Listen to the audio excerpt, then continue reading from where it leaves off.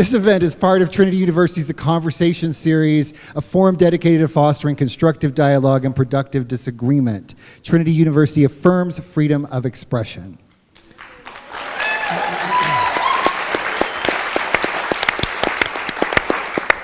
Views expressed by speakers and participants during and after speaking engagements do not represent or reflect the views of the university. I'd like to extend a very enthusiastic welcome to our sold-out Don't Mess with Texas Public Schools event. My name is Rhonda Grimm, and I'm president of NCJW San Antonio.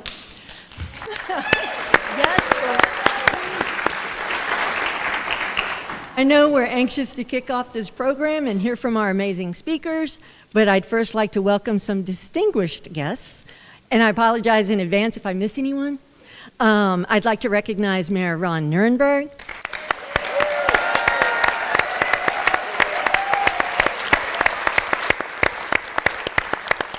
There's going to be quite a few of these, so you may want to say that. I'd also like to recognize Judge Melanie Lira of County Court 7, John Courage of District 9, Reverend Dr. Ann Helmke, we'll just go for this, yeah. Rabbi Samuel Stahl, Reverend Install, Ma'am. Reverend Beth Knowlton, Reverend Paul Zeiss, and Reverend Wendy Holbrook. Awesome. I'd also like to take a moment to thank the entire NCJW San Antonio committee, most amazing women, who have worked tirelessly since the fall to pull together this extremely important event. Many, many thanks to Sharon Mullen, Marcia Krasner, Alyssa Levy-Baugh, Gina Galaviz-Eisenberg, Renee Sable, Susan Albert, Lori Stockstill, and the entire army of blue shirt ladies. So,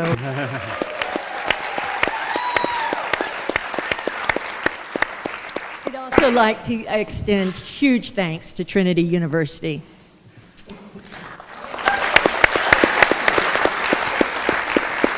I hope you guys were all able to check out some of NCJW's San Antonio's rich 118-year history on the handouts that were at the front. NCJW's mission for over a century has been to advocate for women, children, and families, and we're very proud of this organization's many contributions to San Antonio, everything from teaching English to new European immigrants at the turn of the last century, to establishing the first kindergarten, the first prenatal clinic, to bringing child advocates of San Antonio to San Antonio, otherwise known as CASA, and the many other projects that are just too numerous to name. It is in this spirit that we felt compelled to hold this separation of church and state panel discussion. It's an important topic and one that speaks to our complex social environment today. In fact, we have dedicated today's discussion to the memory of the indefatigable Maxine Cohen, who took on many, many issues within our community.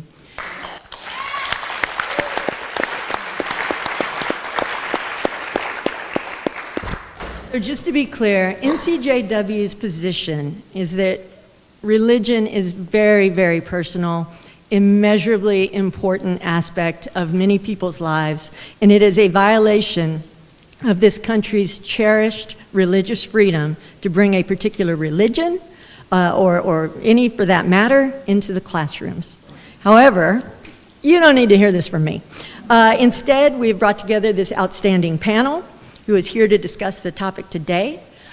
Two quick things: if you could silence your cell phones, and also if you have the little cards, if you have a question, just give it to any of the blue shirt ladies in the aisles. So now I'd like to kick things off with by introducing Pastor Cameron Vickrey. Pastor Vickrey works for a Christian nonprofit, Fellowship Southwest, writes for the San Antonio Express News, and is the co-author of My Love, God is Everywhere. Please welcome to the podium, Pastor Vickrey.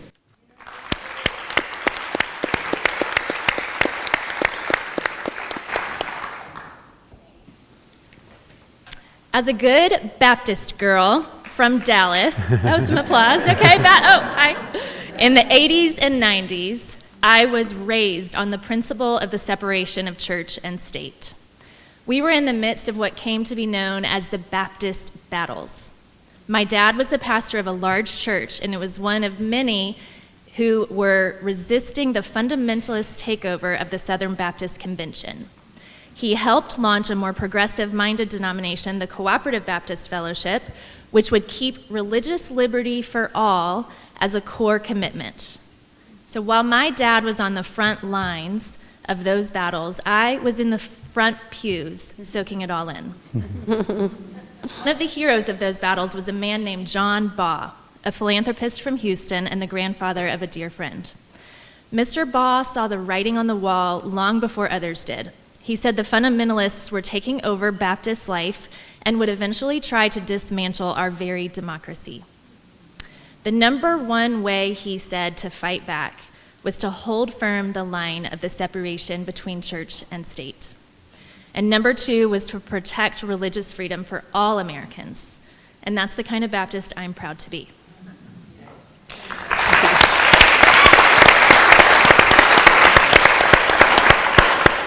So what does that have to do with public education?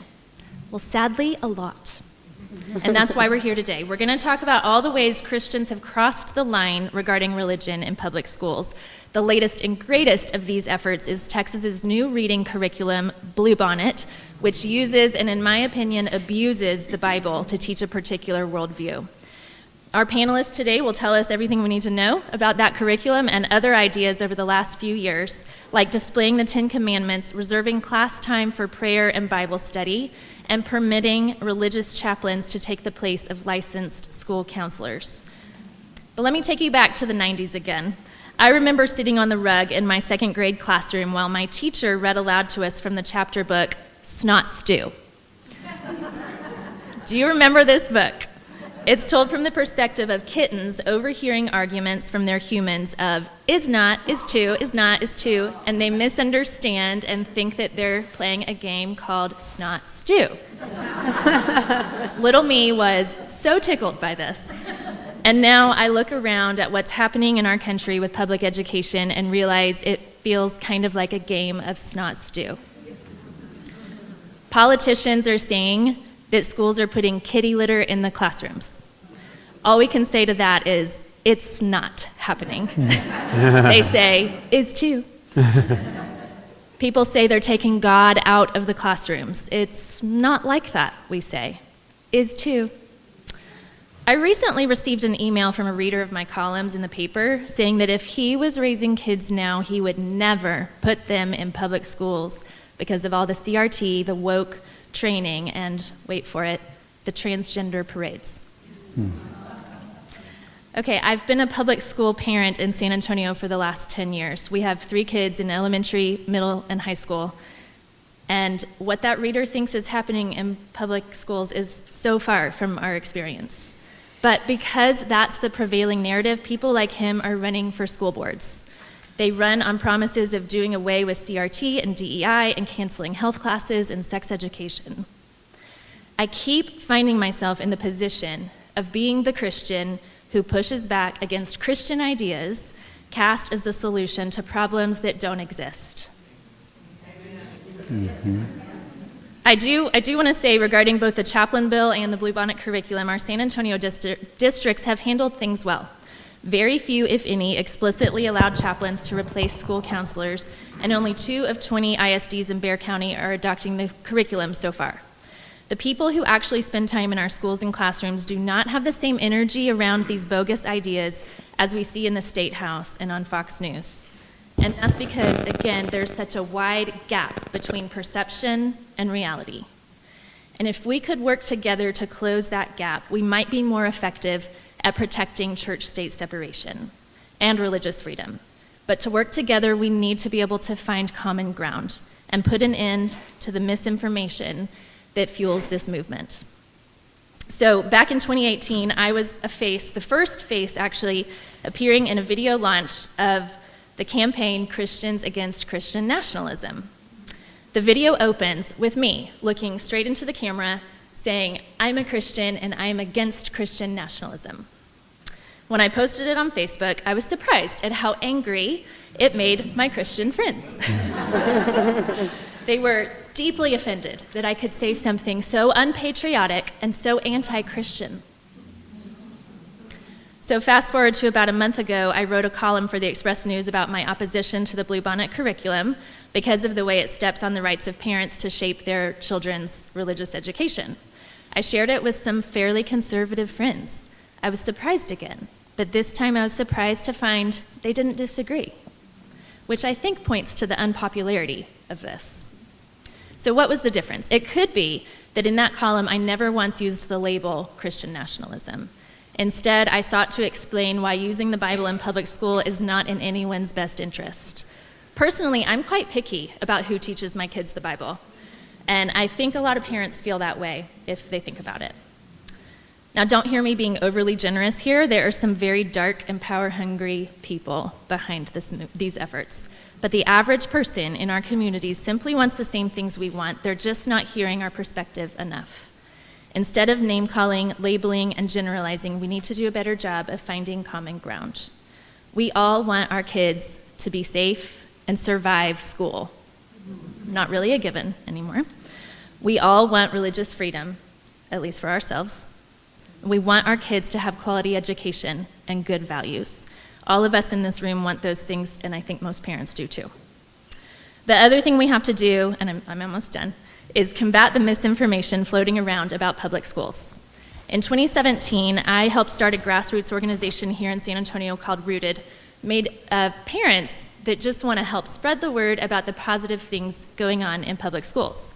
See, our neighborhood schools were struggling with enrollment because of so many new charter schools pulling their kids away. And do not get me started on what vouchers will do. We wanted to remind families that of all the choices you have, your neighborhood public school is a great one. What I'm really proud of from that is that there are parents who understand how important it is to talk about their schools, to tell true stories, to debunk the rumors and accusations out there. Storytelling is a powerful tool against misinformation, and it will help us avoid those pointless snot stew arguments. And my hope is that maybe storytelling will cancel out the lies that fuel this movement. Our schools don't need an infusion of Christianity to make them better. The Christian nationalists who are behind all these efforts haven't heard from us, from people who also value faith and religion. So don't shy away from this conversation. We need to share our vision and our values instead of getting defensive and only responding, "Is not." But first we have to understand how we got to where we are today and why Christian nationalism is such a compelling and dangerous movement. We need to understand why the separation of church and state is at risk and what that means for our future. Thankfully, we have a stellar panel to help us with this. So let's lean in, listen closely, and get ready to protect our schools, restore our communities, and preserve our democracy.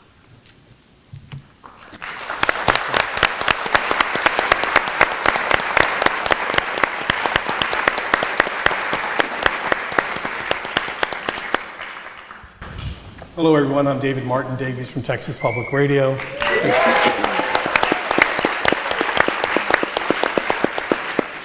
Great to be here. Thank you for sharing part of your Sunday with us. That's the National Coalition of Jewish Women have organized this fantastic event. This is a tremendous community event. It's great for all of us to be together, to share ideas and to talk about things that I think we definitely need to share and talk about. So let's talk about our panel first of all, and I'm so happy to have you guys with us today. I want to thank you, so we have Representative James Talarico with us. James, thank you so much for joining us today.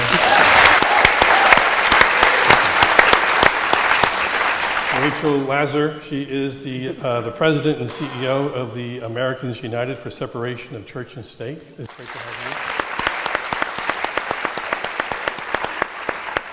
you. David Brockman is here. He is a non-resident scholar in religion and public policy at Rice University's Baker Institute.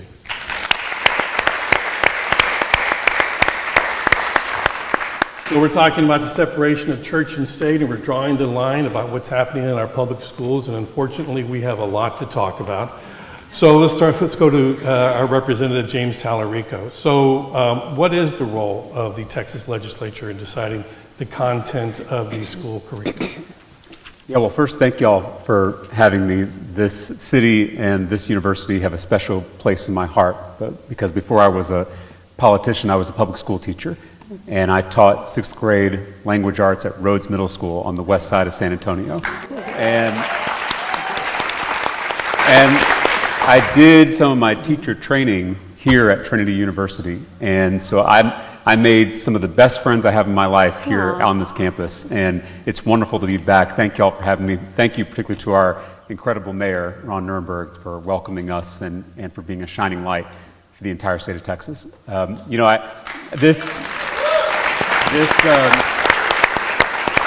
This issue is personal for me, not just as a teacher, but as a Christian. My granddad was a Baptist preacher in South Texas, and he taught me at a very early age that Christianity is a simple religion. Not an easy religion, but a simple religion, because Jesus gave us 2 commandments: love God and love neighbor. And as a legislator, I am doing my best to love my neighbors by passing bills to increase funding for public schools, to expand access to childcare, to reform our criminal justice system, to reduce the cost of prescription drugs. Through public policy, I'm trying to make life a little easier for my neighbors. But loving my neighbor in the Texas legislature is not easy. And so when things get difficult, I fall back on my faith. And in my second term, I enrolled in seminary to follow Jesus' first commandment, to love God. And so as a lawmaker and a seminarian, I am just starting to figure out how these 2 commandments challenge, enrich, and sustain each other in inner life and in outer life.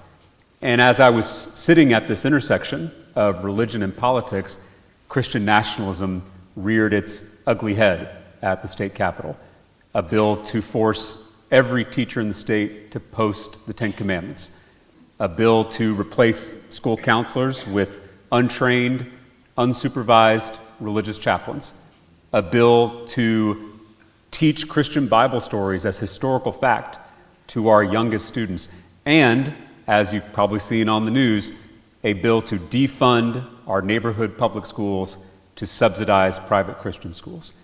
And so religion and politics are on a collision course in this state and in this country, and now we're all asking the same urgent question: what is the relationship between religion and politics, between church and state?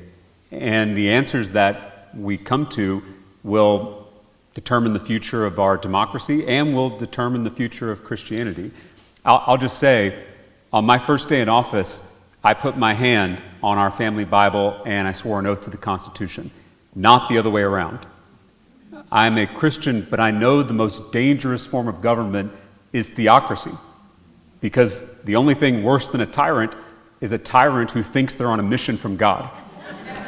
And so my faith in Jesus leads me to reject Christian nationalism and recommit myself to the project of a multiracial, multicultural democracy where we can all freely love God and fully love our neighbors. And so that's what brings me here and why I'm looking forward to this conversation today.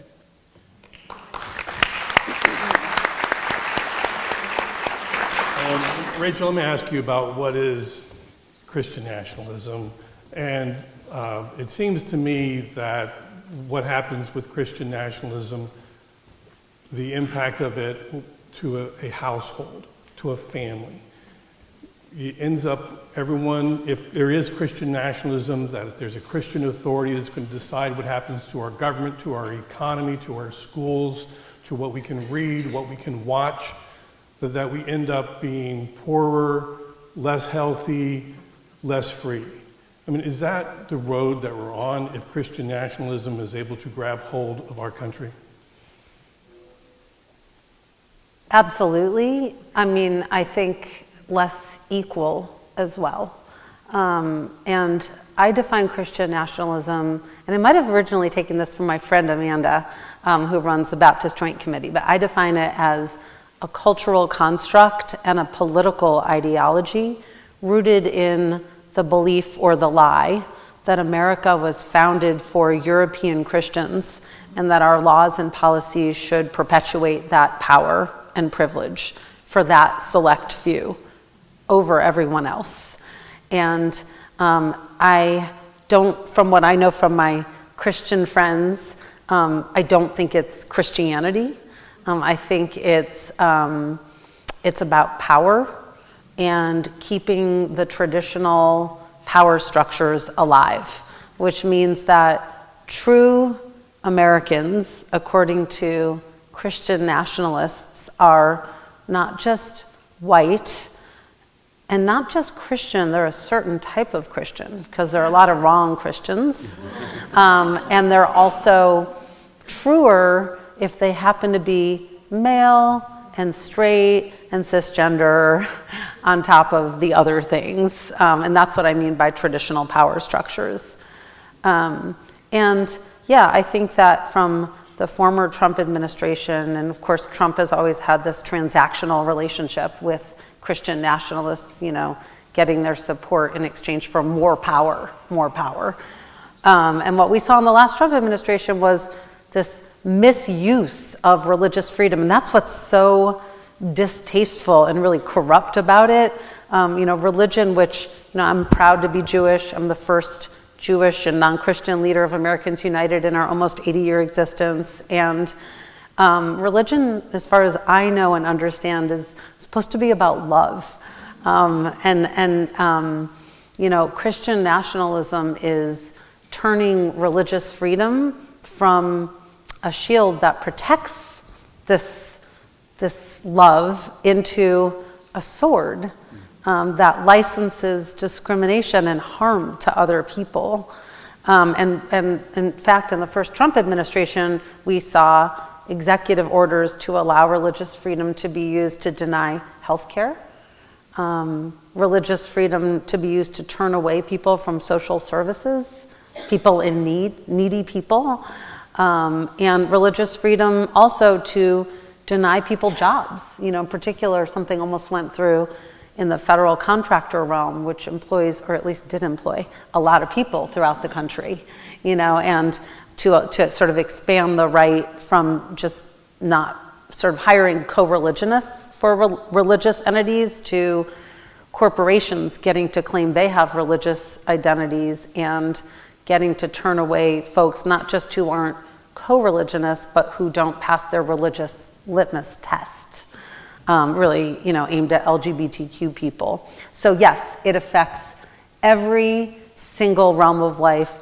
including, of course, you know, your children's freedom to be treated equally in school, where they're captive audiences and very impressionable. I sent my 3 kids to public school, and that realm in particular opens children up to bullying and feeling lesser, and it creates certainly a worse learning environment at best, but at worst, it takes away the option of public education for a lot of families.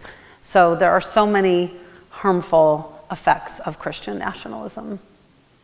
Well, David Brockman, you have studied Christian nationalism, and a lot of what they talk about is that America is supposed to be a Christian country, that it was founded to be a Christian country, but we know that's not true. That is a complete and utter falsehood. There's no basis for that in fact, but yet that's the core belief. So can you talk about how is it that is not true? What do we need to know in order to recognize the reality of the founding of this country and why freedom of religion, you know, is the Establishment Clause, why it's right up there, top of the Constitution, why that is there? Right. Well, thank you. Yeah, thank you for that question, David. Let me start by saying that we talked about religious freedom. Representative Talarico and Rachel have both talked about religious freedom. James Madison, by the way, one of the prominent founders, right, said at one point that the best and surest guarantee of religious liberty is separation of church and state. Okay? And I think he couldn't be more right than that. There were a lot of motivations behind the founders moving towards what we know of as separation of church and state. There is among Christian nationalists, there's a common refrain that church-state separation is a myth, that it's not found in the Constitution.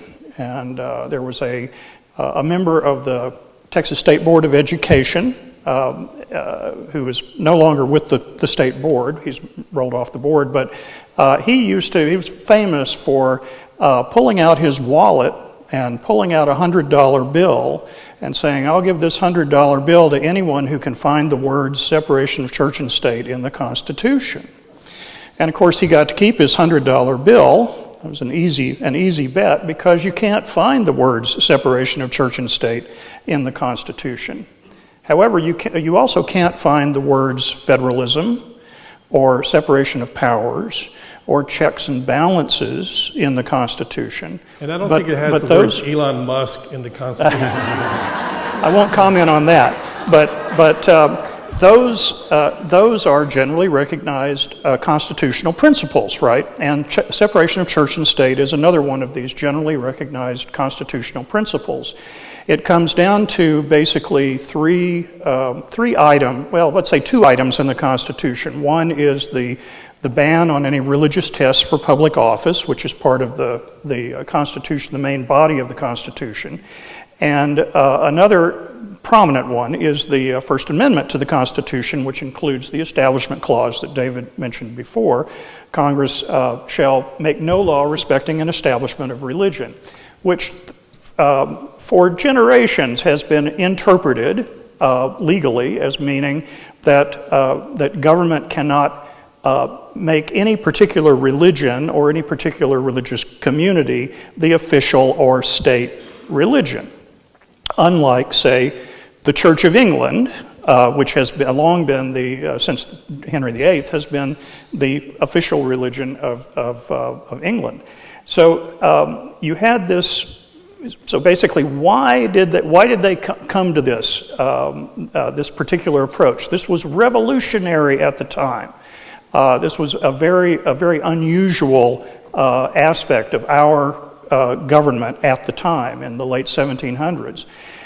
There were many motives, as there are with many aspects of the Constitution, but one of the main ideas that the founders had in mind was that they were living in a religiously diverse nation.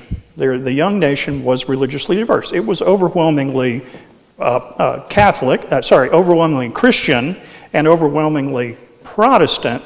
But as you probably know from your American history, that Christianity had many different flavors: Quakers and Catholics and Baptists and Congregationalists and so forth. So very much internal diversity within Christianity. And those groups disagreed sometimes very fervently over theological, moral, and state issues as well. And the founders wanted to create a nation that would last, that would be stable. And they recognized that if the government favored one religious community over others, that would breed dissent, and it could plunge the nation into turmoil. It could ruin this young nation. They knew about the effects. They knew their history, so they knew the bloody history of religion being too close to power in the 1500s and the 1600s in the religious wars. And so that's one reason. So they wanted to ensure stability by not establishing a particular official religion.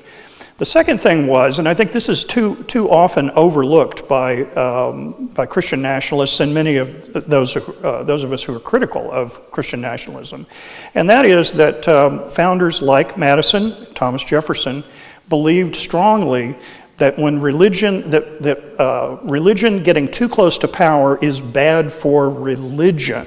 It's bad for religion. When religion moves into positions of power, gets too cozy with the mechanisms of power, it becomes corrupted. Okay, and so they were also concerned to protect religion from the corrupting influence of power as well. So those are some of the main reasons that the founders went for that particular revolutionary approach to church-state relations. And so James Talarico in the Texas legislature, in the Grand Chamber, are there lawmakers that think about that they think that, we frequently hear from representatives from the Republican Party that the government can't organize a one-car parade, so why do you want them getting involved in running churches and running religions? I think that's the strongest argument that we have. I obviously think that our constitutional criticism is important, and we have to continue to point out the protections that are in our Constitution. We have to continue to push back against this, this whitewashing of American history. I think all that's important. But I do sometimes feel that we, as progressives, are holding up the rule book as the other side blatantly ignores it. I saw someone said, if anyone's seen the movie Air Bud, that we as progressives are the coach in that movie, waving the rule book saying dogs can't play basketball as the dog is dunking the basketball. So I do think that we've got to criticize and critique Christian nationalism on its own terms. And that's what I think is most persuasive to my colleagues, and I think to a lot of Texans who aren't already with us. And David mentioned this, that not only is it a danger to our democracy, which we all care about, but it's also a danger to Christianity. It's a danger to religious traditions of all kinds. So the separation of church and state doesn't just protect the state, it protects the church. And, people have defined Christian nationalism in a lot of different ways. I define it as the worship of power in the name of Christ. And that is all kinds of power. That's social power, that's political power, it's also economic power. And this is not a new struggle within the Christian church. 300 years after Jesus was executed by the Roman Empire, Emperor Constantine made Christianity the official state religion of that very same empire. I often say that Emperor Constantine was the first Christian nationalist. That's how long we have struggled with the powers that be trying to co-opt this wild religion of love to consolidate wealth and power for themselves. We saw it in the Roman Empire, but we saw it in the Jim Crow South. We saw it in Nazi Germany. We're seeing it now in this country. The people at the top, whether it's Donald Trump, whether it's Elon Musk, whether it's Greg Abbott, whether it's Tim Dunn and Ferris Wilkes, they are using my faith tradition to consolidate wealth and power for themselves. And so it's really important to make this critique because, as David mentioned, throughout Scripture there is a warning to people of faith to be suspicious of power structures, right? The Hebrew Bible, from Rachel's tradition, is all about being suspicious of earthly power. And in the Christian Bible, when Jesus is out in the wilderness, one of the things the devil offers is all the kingdoms of the world, all the political power in the world, and Jesus rejected it. When his top lieutenant, Peter, thought that they were going to go into Jerusalem and take power violently, Jesus says, "Get behind me, Satan," to his top follower. So this could not be any more clear in the Bible that we should be very suspicious of concentrated political power, especially when it's colluding with religion, because what got Jesus killed was a collusion between religion and government. And so this goes to the very heart of our tradition, and it's important that we draw on these central stories to critique Christian nationalism on its own terms. I think that is what's going to break through to some of my colleagues, but also to the people across the state who are not already with us, who we need to appeal to bring them into our fold. I disagree. No, please. Okay? I don't think they care about that. I think it's just a tool, it is a front that they provide, and don't argue the religion, argue about what this is going to do to the kitchen table, and how this is going to hurt real people, and how this is going to make life harder, there's going to be more human suffering, and this is just going to bring about just general ruin for so many. They know all this stuff. They read the Bible. I mean, I wouldn't be so sure of that. Well, they know about, get the Caesar onto Caesar and turning over the tables in the temple and all those great stories that we should be drawing inspiration from. But, they don't talk about that in their little services. So I agree and disagree. One, where I disagree is that we have seen for 40 years in this country a concentrated effort to convince Christians that the most important issues politically are issues that aren't found anywhere in the Bible. Abortion, gay marriage, forcing our religion on other people. There is no scriptural basis. This is a political propaganda campaign that many of my fellow believers have been victims of. And so I think if the biblical themes that I just laid out, I think would surprise a lot of folks who attend church on a weekly basis. This is why I think this is not just a political fight. This is also a theological fight. Because we can combat this in the halls of the Capitol or in political campaigns, which we should, and I am doing every day. But if we're not also combating this in our churches, in our Sunday school classes, then we're not going to get to the heart of the issue here. Okay. We're not going to cure the disease, we're just going to be treating the symptoms. It has to start in the church. One quick point. Yeah. You look at the number of people who are going to church in America and it is dropping. Okay, we're not growing as a theological society, it's shrinking. And so, I don't think the voters who are the ones who should be calling the shots are going to be the ones who are going to be, persuaded by that argument. Two things on that. The most recent Pew data actually showed an uptick in Americans who are attending church services, so that may be changing. Okay. Second, those are the folks who aren't with us. If you look at who voted in the last election based on religious affiliation, those who are not affiliated with any church or synagogue or mosque, the nuns is what they're called, not the Catholic nuns, but those who have nun religion, they voted overwhelmingly for Vice President Harris and the Democratic Party. And so if the goal, which I believe politics is about addition and not subtraction, if the goal is to grow the tent, to grow the coalition, not for the Democratic Party, but for democracy, then we're going to have to reach into the group that is still attending church services on a regular basis.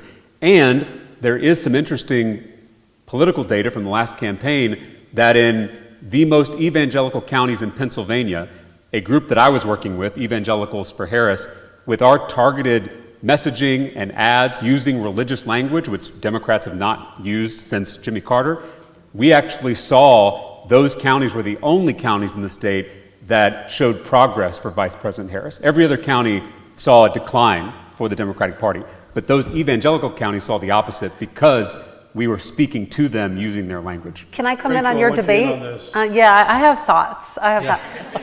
Are any other non-Christians in the audience today? Is anyone else feeling like we're talking a lot about Christianity here? It's both. That's how I feel about it, both. On the one hand, it's great. I'm reminded of when I took over the helm for Americans United and my parents said, I hope it's not just a bunch of Jews working there, Rachel. And actually, it's really not. Of the 50, there are, not very many Jews working there right now, which is fine. But the point that I'm making is, on the one hand, Christians are a majority in this country. They're a super majority. And we need Christians out advocating for the separation of church and state and for religious freedom for all of us, which is what the separation of church and state guarantees. And I really understand how compelling it is to speak to Christians from a Christian values perspective. The concern that I always have as a Jewish person is, and you did do it when you said, and I put my hand on the Bible and I swore to the Constitution, is if we're not really careful to come back around and to say, what we're all in on together is supporting the American experiment and American values. And American values are religious freedom for all. And that's an idea from the Enlightenment, and it's an American original, and it's what makes us proud and work as a country. And back to your point one, I mean, not just that forced worship stinks in God's nostrils, Roger Williams, but also the first division point.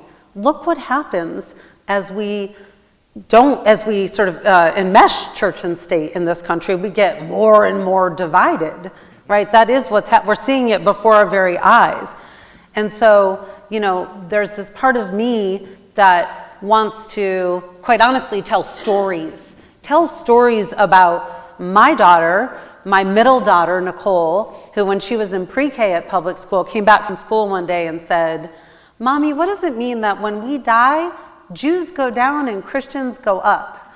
And I said, "Who said that to you?" And she said her little friend had. And I said, "Pay it no attention. That's not what we believe. Go back and play with her." And everything was fine. But when I started as president of Americans United, we were suing the Bossier Parish in Louisiana because the school district was imposing Christianity on all those kids, including telling kids that if they didn't love Jesus, they were bad people. So, and I thought to myself, now if that had happened to Nicole, instead of just one of her little pre-kindergarten friends, we would have been in a whole different realm. And I think it's maybe both in terms of the appeal. I don't want to be cynical, and maybe I should be more cynical, but part of me feels like, on the one hand, appealing from the place of Christian values is obviously very powerful. Again, so long as we circle back to the idea that we're not trying to replace one form of Christian nationalism with any other, even more, liberated or abundant Christianity, but also that you can appeal, and I have found, to people of faith when you explain that there are other families who have other belief systems and that those parents want to make sure that they can also send their kids to public school and they won't be taught a religion that's not their own, or they won't be at risk of being ostracized because they're not the state-favored religion.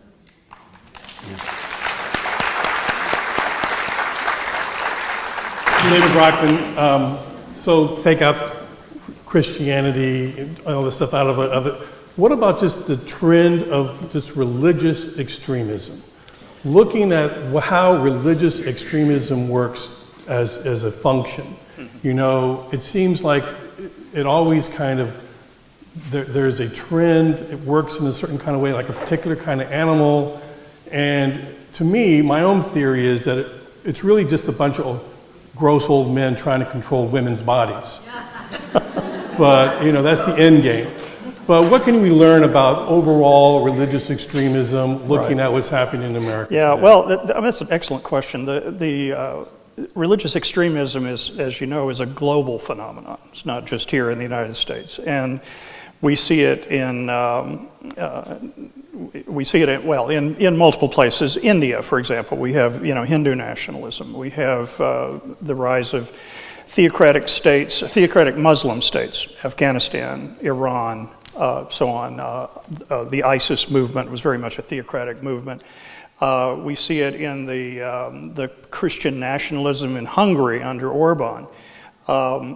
We're seeing it here, and I think in the United States, we're seeing it partly because we have been undergoing.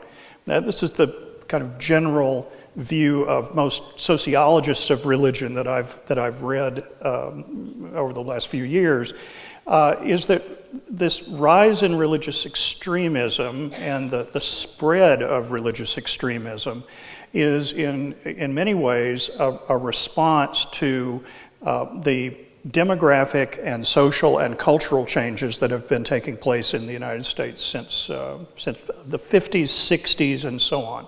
So we've had a major transformation in values. You think about same-sex marriage, for example. How quickly that became permissible in the country. I mean, 10 years before that, it was a losing proposition in a presidential election, and then by 2015, I think it was, it's approved nationwide. Right, Obama had to say that he evolved on the issue. Exactly, there were politicians who were evolving on the subject of same-sex marriage. Changes in the role of women in society. Changes in, of course, we now have a much more ethnically, culturally diverse America than was the fact back in the, say, 1940s or 1950s. And then religiously speaking, we also have many changes that are troubling to people who are more traditionalist or conservative in their religiosity.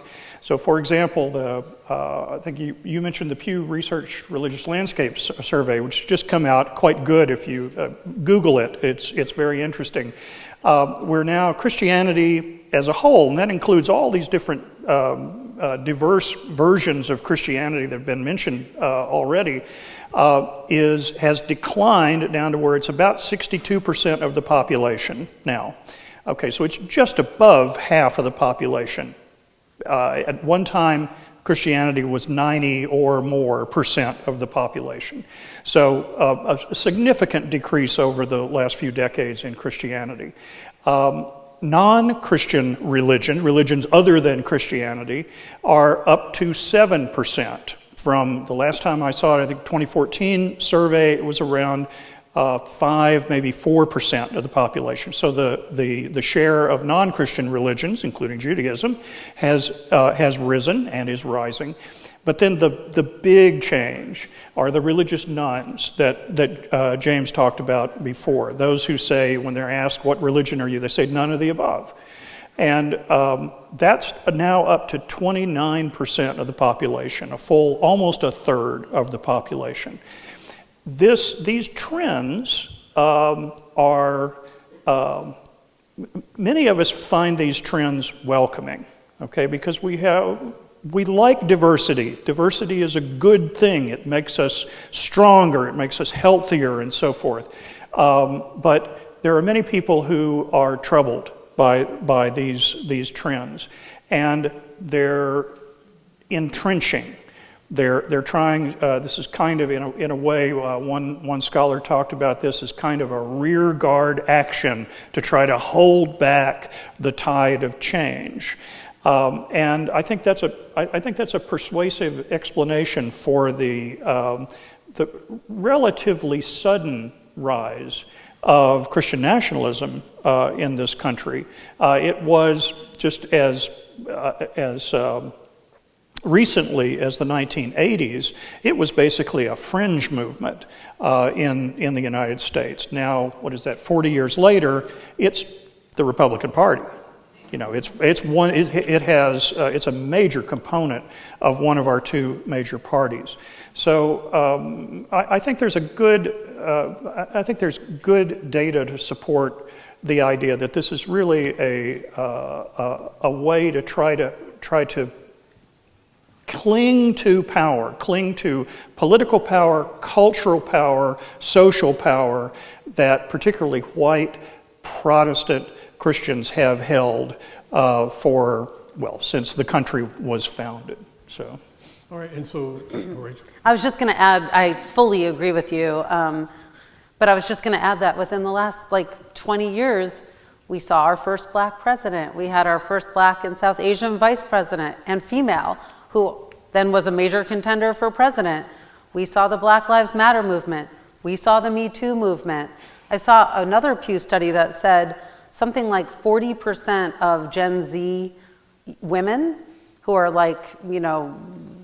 high teens, low 20s, identify as queer. I mean, there are so many changes that have been taking place as of late. Frankly, as America strives to attain her promise of equality and freedom for all, and it is freaking people out, and especially the people who've been the bearers of power, in this country. But we have a very strong movement now in the United States that has a lot of political power and control and authority They want to push us back to the 50s, and I mean the 1850s. Literally. Or medieval times, which is like what the court has cited in the Dobbs decision. Right, so, I mean, those things Truly. happened, but you talked about those highlights. That might be the high water mark, Those things, we may not get back there again, unless people organize and work. So, I mean, let's go to James. You're a politician. Yeah. So I'm actually the youngest elected official in Texas state government. And there we see, I talk to young people, Gen Z, millennials, all the time. I joined TikTok a year and a half ago. How old are you? And I'm 35. You And look like a lot younger. Oh, well, thank you. The legislature has aged me. But when I'm on there and I'm talking about Christian nationalism, I'm talking about the separation of church and state, when I'm talking about the kind of Christianity which is much closer to the original Jesus movement that was very open to people of other faiths. You think about the parable of the Good Samaritan. It was literally about someone of a different religion as the example of what it means to live out the teachings of Jesus. I mean, that's a revolutionary thing. But not just different religions, they were like enemies. Right. They were hostile. It's Right. like a Dallas Cowboy fan being saved by someone. It would be like standing on, in the middle of the, Darrell K. Royal Stadium talking about the good Aggie, right? So, I mean, those kind of, revolutionary teachings are very appealing to young people. And a lot of the nuns that are a growing group, a lot of those folks still hunger for some kind of spirituality.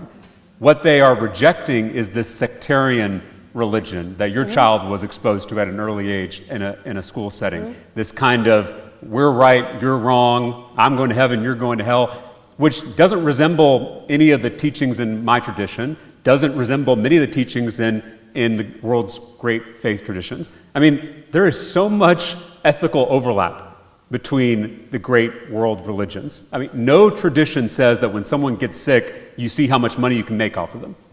None of them. None of them say that, right? None of them say that you should persecute your neighbor. None of the religions say that. So there's this giant overlap on how you should act in the world, whether you're a Buddhist or a Hindu or a Jew or a Muslim or a Christian or a ethical atheist. And so I think what young people in particular are hungering for is that kind of inclusive faith that builds bridges to people from different cultures, from different traditions, from different backgrounds, and focuses on that overlap and how to bring that overlap into our public policy. And so I do want to clarify that those nuns, it's not that they are completely done with religion or with spirituality, it's they're rejecting the toxic theology that we see being pushed, not just in the halls of power, but in our houses of worship. So let's get back to the touchstone of what's happening to our public schools. Are these policy changes going to hurt education outcomes? Absolutely. When I'm sitting in a committee hearing or when I'm on the floor of the House, I think about my students here in San Antonio. They are oftentimes the lens through which I evaluate public policy proposals. Will it help them? Will it help kids just like them all over the state, or will it hurt them? And as a teacher, I automatically think of the kids who are left out, right? It's hard enough to be a Jewish kid in Texas public schools. It's hard enough to be a Muslim kid in Texas public schools, or be an atheist kid in a Texas public school. And now you're forcing their teacher to preach Christian Bible stories at the front of the classroom. You're asking them to put up a poster of the 10 Commandments at the front of the room. And I automatically fear for what that will do to those kids. And again, as a Christian, I am called to love those students as myself. The Jewish student, the Muslim student, the atheist student, the Hindu student, they are my neighbors. And forcing my religion down their throats is not love. And I do believe that these kind of proposals we're seeing working their way through the legislature are going to hurt those kids, and it's going to lead to bad educational outcomes across the board for all students. And that should be our number one concern, not pushing a particular ideology on our kids. Do you think that's going to increase the dropout rates, or make classrooms less welcoming? Do you think if there's on the SATs, is there a bubble for because God says so, and they can just click on that? Well, I think it'll do a few things. One, we already are experiencing a historic teacher turnover crisis in Texas. We are struggling to keep teachers in the classroom, to hang on to our best and brightest teachers. In fact, a majority of new teachers in Texas are now uncertified because we can't find certified teachers to come teach in our Texas public schools. So I do worry that if our schools are now instruments of indoctrination instead of education, we are going to see even more teachers leave the classroom. So that's one.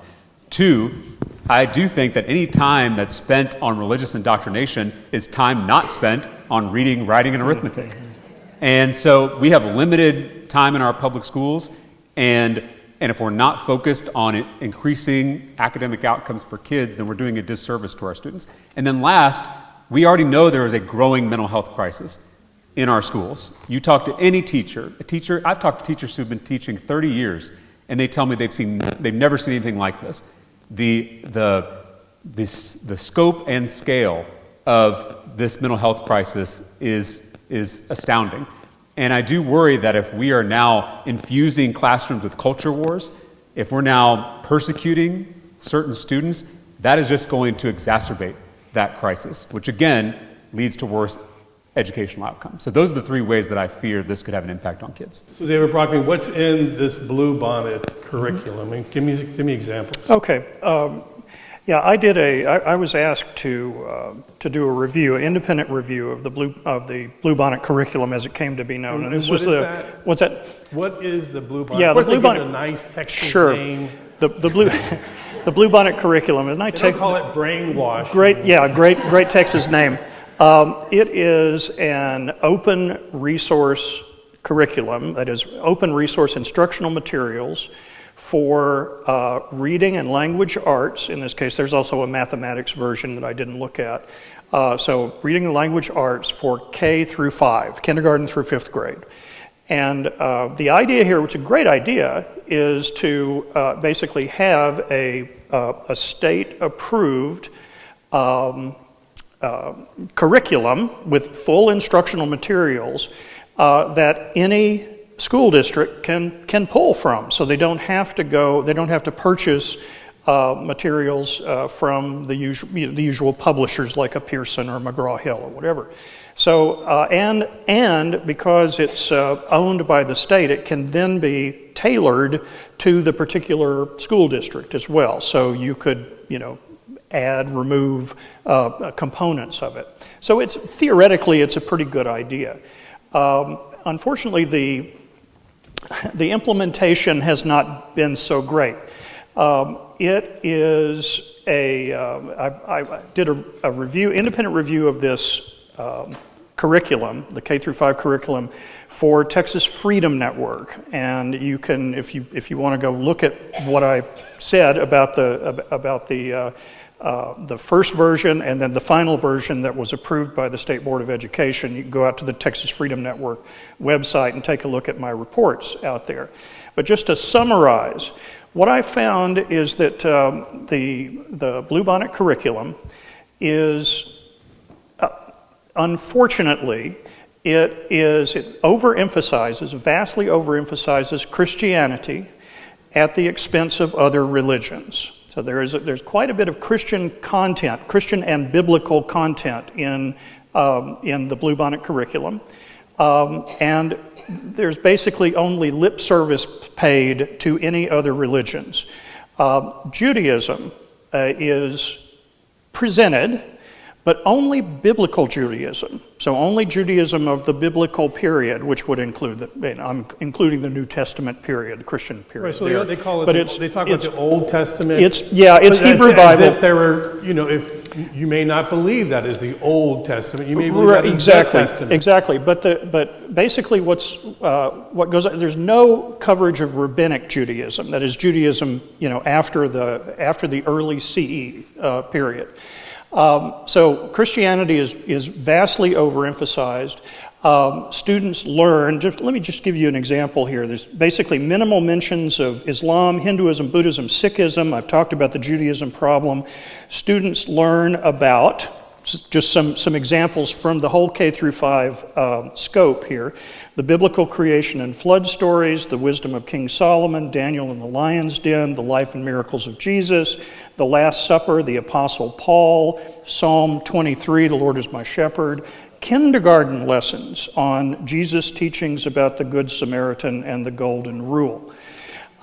That's one problem. So a vast overemphasis on Christianity in this curriculum. Secondly, the Bible and Christianity are implicitly treated as straightforwardly true and historical. For example, the biblical Queen Esther is presented alongside actual historical figures like William Penn and Rosa Parks.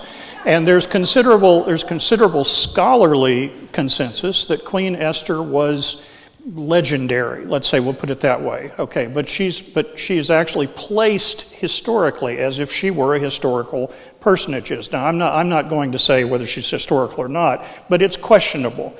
Third, unwarranted, as pedagogically unwarranted incorporation of Bible studies.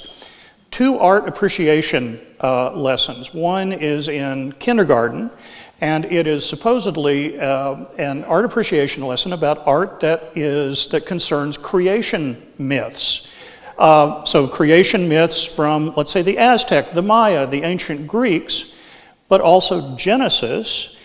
And only Genesis is treated in any detail at all. Students read the creation account from Genesis 1, and they're quizzed on the order in which God created things, okay? Which kind of makes you wonder, what's the learning outcome here? Is it art appreciation or is it Bible? Yeah. So a second example, if you don't mind, Leonardo's The Last Supper. Leonardo's The Last Supper. This is in grade 5, I believe. There's a far more detailed discussion of of the Gospel of Matthew's story, including a reading from the Gospel of Matthew, than is necessary to understand what's going on in that famous painting. So the bottom line is that basically this curriculum, it doesn't say explicitly that Christianity is the only religion that you need to know anything about, but students are not dumb. Students know what's being implied, and I think students are likely to come away from this curriculum with the impression that Christianity is really the only religion they need to know anything about. And I'm sorry. Rachel, what's wrong with that? I mean, come on. You know, the Bible, it's like a really good book. It helps shape Western civilization. You're just teaching kids what they need to know. Yeah, I was actually going to respond to this because I have to clarify a lot as a lawyer that you can teach about the Bible in school. Yes. You know, you can teach about the Bible when it comes to how it's referenced in literature, in art, talk about comparative religion, even talk about the role that it did play across American history. But what you can't do is teach the Bible as truth, because that is a fundamental violation of the government's obligation not to favor one set of religious beliefs over any other, or religion over non-religion. Period. Thank you. And you also can't teach false history, or you really shouldn't. That's immoral and un-American to our children. Texas history, and that's pretty funky. And that's the part that I wanted to add to your 3 great points about the harm that's caused through this Christian nationalist agenda. The 4th point would be, it's really smart, because Christian nationalists are indoctrinating a new generation of Americans into their lies about what America is based on and what our values are as a country. And they're raising a new generation to really believe that, right? To whitewash history and erase sort of the problems that we can learn from and that explain a lot of the realities of today. And also, you know, basically teach our kids something that is undemocratic and un-American. And that's very damaging to our democracy. And it also damages our ability to know how to live with each other. Because, like it or not, America has welcomed in people from across many shores for centuries, and here we are, an incredibly diverse country of now not just a lot of different flavors of Christianity, and certainly that too, but then everything else, and including, as we've been talking about, this new set of people who just don't want to affiliate, who love, half of them believe in God and they're spiritual, but they just don't want to affiliate. So how are we going to coexist across this country, right? And we're not doing it very well, but that is what we need to learn. And, I ran a project many years ago called Come Let Us Reason Together after Isaiah 1:18. I did it with a guy who was raised evangelical Christian, my wonderful friend Robbie Jones, who's written a lot of wonderful books actually in this space. And we did it as a Jew and a Christian, and we brought together white evangelical Christians with progressives. But this was, back in 2008 when Obama was, running on, there aren't red states or blue states, there's purple states, and members of Congress were mixing it up and sitting with each other.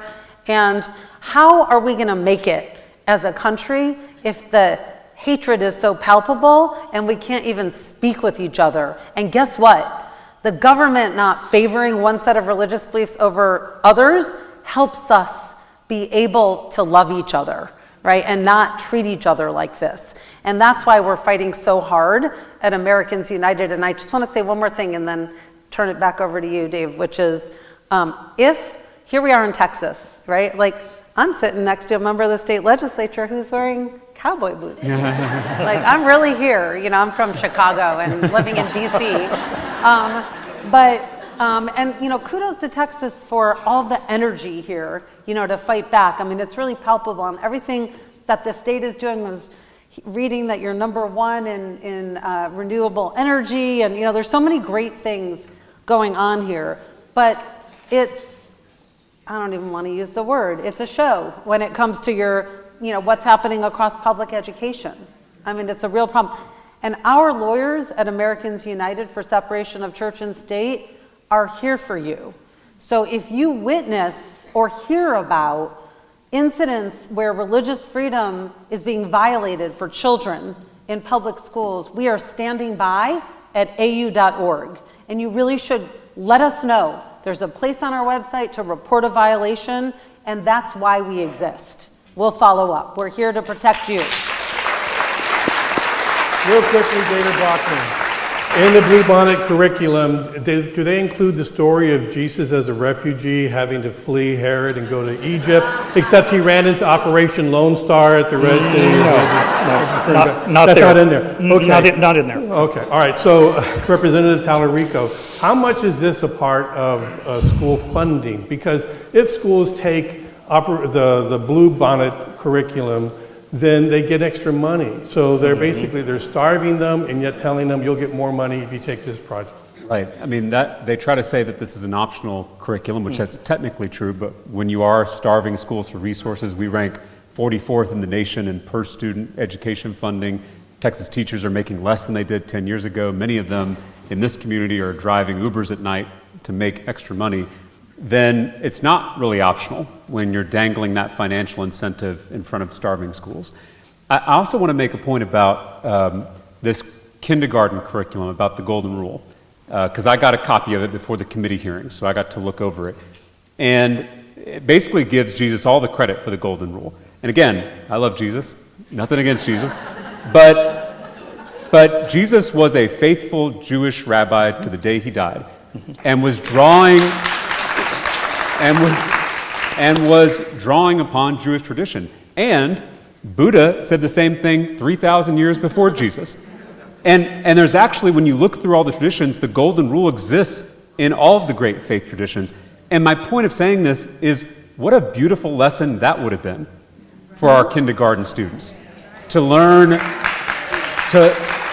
because I agree, our students should learn about the great world religions. This is a key part of becoming educated. And if they're going to be in a multicultural society, they should be learning about what other traditions teach and different cultures.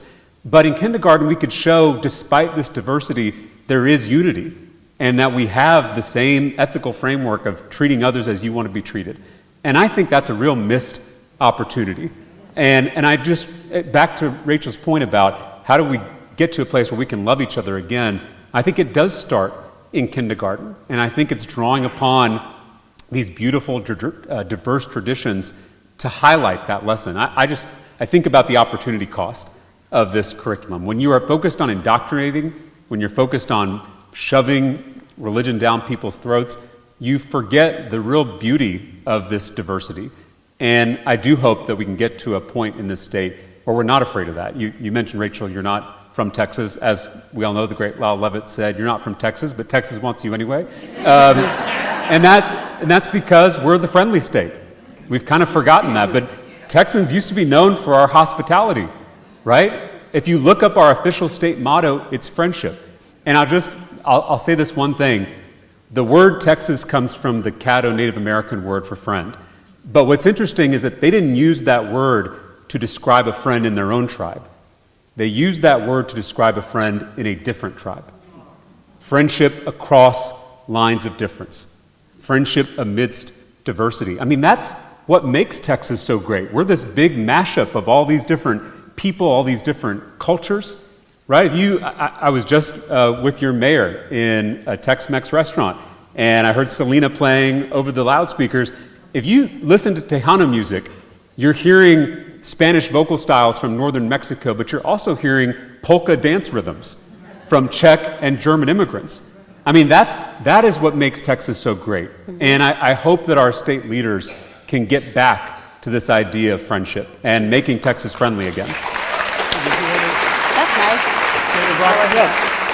I wanted to piggyback on something that Representative Talarico said, an excellent example here, but also, there's a time when many of us are feeling kind of politically impotent, like what do we do, right? The example, the golden rule example that James mentioned just a moment ago is also something that was brought up many times, the Jesus-oriented golden rule depiction in the first version of the Bluebonnet curriculum. Thanks to the activism of many, many Texans who gave hours and hours of testimony before the State Board of Education and sent in written testimony to the State Board of Education, including many members of the Jewish community in Texas. Thank you very much. That particular part of the Bluebonnet curriculum was revised, and so in the version that was finally approved, there is now a table that shows Jewish, Christian, Buddhist, Hindu, and I think Confucian examples of the Golden Rule. So there now is a kind of interreligious presentation of the Golden Rule. But that wasn't there before the committed members of the public spoke up and criticized that particular slanted presentation of the Golden Rule. So thank all of you who participated in that, and it's a great object lesson for all of us. So Rachel Lasser, why target schools? Why is this the battle zone? So this is what I was saying before about the brilliant strategy of trying to indoctrinate a whole new generation of Americans into this Christian nationalist political agenda, right? So that's one of the big reasons. I'd say the other reason is money. We've been talking about money here today, and really there's a two-pronged attack right now on public education throughout the country. So Texas isn't alone. From Texas to West Virginia and Florida to Idaho, there are very serious attacks. And the first set of attacks are infusing Christianity into public schools, and we've been talking about that today.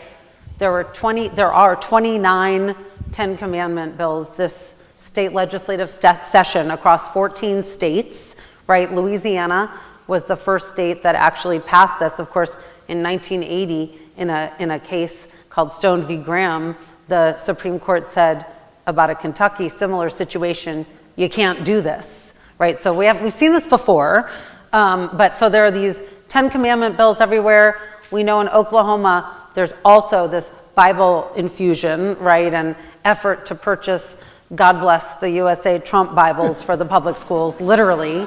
and to teach the Bible as truth and teach that Christianity is our nation's religion. And then there are book bans all across the country, right? We've seen those. It's not just Texas that passed a law allowing public schools to replace certified school counselors with chaplains. It's also Louisiana and Florida. And I could just keep going, but the epiphany is a Supreme Court case to be argued on April 30th, and I will be there in the courtroom for that argument with one of our clients, because we actually brought our own case on this, which is the nation's first religious public school, St. Isidore, a full-on Catholic school in Oklahoma that is a public school, because in Oklahoma they're very clear in the statute that charter schools are public schools, and also it's fully and directly funded with tax dollars, just like public schools, right? St. Isidore's going up to the Supreme Court, right? So that's this first tranche of attack, and that's about indoctrinating a new generation. The second prong is diverting taxpayer funds away from public schools to private schools, private religious schools, right? 30 states and the District of Columbia have these programs.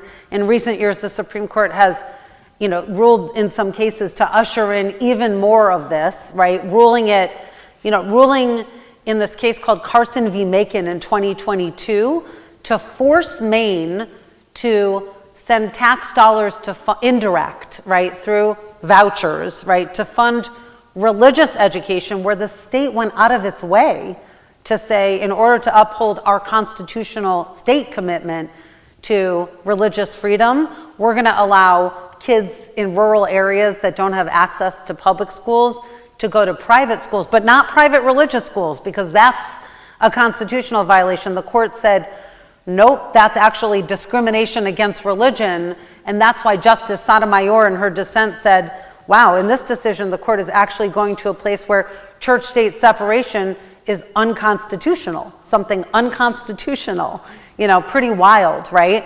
But this second line of attack, which is rampant throughout the country, this destruction of public schools and diversion to private religious schools, is also a lot about getting money and transferring that money to be able to fund, Christian schools, and frankly, Christian schools that are still Christian segregation academies, where there's by far less, let's just name it, racial diversity, right? And don't forget that private school vouchers were really founded in reaction to a certain Supreme Court case. What was it? Brown versus Board of Education. And it went out of its way to use different terminology, coded terminology, school choice, right? So it's scrubbed of anything about race, but is documented to in fact have been about allowing white Christian families to withdraw their children from these desegregated public schools and send them to white Christian segregation academies. It's a lot about the money. James, so putting the 10 Commandments in every classroom, that's a bill that they want to pass. So what's wrong with teaching first graders not to covet their neighbor's wife? Well, when that bill was brought before the Public Education Committee last session, one of the points I made was that if a religion has to force people to put up a poster to prove its legitimacy, it's a dead religion. And that's not one I want to be a part of. And I do think that I've heard, after I made some of those comments, and there were videos that went around of that interaction, I heard from people all over the state, including many conservatives, who are very worried about the encroachment of the state onto the church. They don't want, this is how they would describe it, government bureaucrats teaching their religion. They trust pastors and Sunday school teachers to be teaching their religion. Like the assistant football coach? Right. I do want to just make a point about the Trump Bible, because in that Trump Bible, it puts the Bible right next to the U.S. Constitution. And what do those two things have in common? They're two documents that Trump has never read.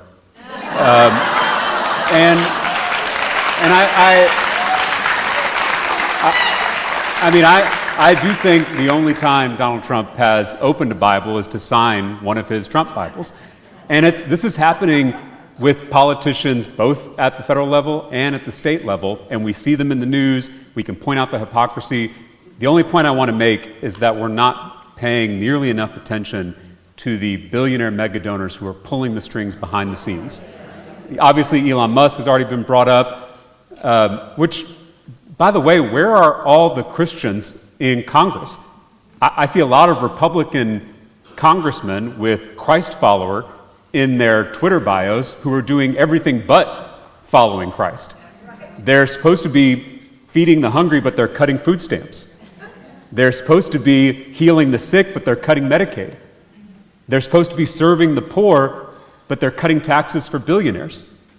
It's because they're not following Jesus, they're worshiping Donald Trump. And here in Texas, 2 billionaires in particular are controlling most of our state policymaking, Tim Dunn and Ferris Wilks. And if you have not done your own research into these billionaire mega donors, I encourage you when you get home to do so, because Tim Dunn and Ferris Wilks are increasingly controlling what's happening at the state capitol. All these bills we've mentioned, the Ten Commandments bill, but also this private school voucher bill, all funded by their operation. Every Republican state senator has taken money from Dunn and Wilks. A majority of Republican House members have taken money from Dunn and Wilks. And for some of these legislators, a majority of their total campaign contributions come from just these 2 billionaires. And the special thing about Dunn and Wilks is not that they made their money in oil and gas, it's that they're Christian nationalist pastors. And I know billionaire pastor sounds like an oxymoron, but on Sunday mornings, these 2 billionaires are preaching at far-right churches. And if you listen to their sermons, they don't preach a theology of love, they preach a theology of power and control and domination. They say climate change is God's will. No. They say homosexuality is the same thing as pedophilia. They say only Christians have a right to serve in public office. In fact, they told the former Republican Speaker of the Texas House, Joe Strauss, from here in San Antonio, that he didn't have a right to be Speaker because he's Jewish. But what is the scariest part is actually not their toxic theology, it's that they are turning that toxic theology into law. They are funding a sprawling network of think tanks and advocacy organizations, media outlets. I mean, they are spending millions of dollars. They're spending their fortunes transforming Texas into an authoritarian theocracy. I mean, I think this is one of the biggest stories in American politics, and not enough people are talking about it because it's at the state level. But Project 2025 has its roots in the Dunn and Wilks network. Some of the authors of Project 2025 used to work for Tim Dunn and Ferris Wilks. So I just need all of us to understand what we're up against. This is not really just Greg Abbott and Dan Patrick and Ken Paxton. We're up against a growing empire that is trying to fundamentally alter our beloved state. And so until we recognize that and organize to combat it, I do worry about what Texas will look like 10, 20, 30 years from now if their power remains unchecked. David Brockman, about the 10 Commandments. Are the 10 Commandments, is that just all the religions have the same 10 Commandments, or do they change, or all the different sects of Christianity? I mean, which 10 Commandments are we going to go with? The do not remove the tag from the mattress, or which one? Yeah, I think I've broken that one before. Okay, first of all, that's one of my main concerns about the Ten Commandments bill is that the bill doesn't say that teachers are supposed to display a copy of the Ten Commandments. It actually prescribes the text of the Ten Commandments in the bill. So it starts off, I am the Lord thy God, you shall have no other gods before me. Okay, so it's that one. It's basically a kind of King James version of the Ten Commandments. It's a sectarian, that is, it applies only to particular groups of Christians, not Christians overall, because it includes the commandment against graven images. Okay, and that's something that is not included in the Roman Catholic Church's catechism, the version of the Ten Commandments in the catechism, for obvious reasons. Look at all the images in Catholic churches, right? And also, by the way, the small catechism of the Lutheran Church, I'm an ex-Lutheran, and that's one of our little texts that are used, and it's not in that. So it's a particular version of the Ten Commandments, basically a kind of narrowly Protestant version. And it also, one of the main problems, and let me get back to, James before talked about those two great commandments that Jesus talked about. There's another, the golden rule that we talked about, treat other people as you wish to be treated, right? There is of course, that is present in Christianity, but also from Rabbi Hillel, from the Jewish tradition, Confucianism, Buddhism, and so on. That question arises as well because with the Ten Commandments bill, because what happens to Hindu students who don't have any version of the Ten Commandments? Buddhist students, Sikh students, Muslim students.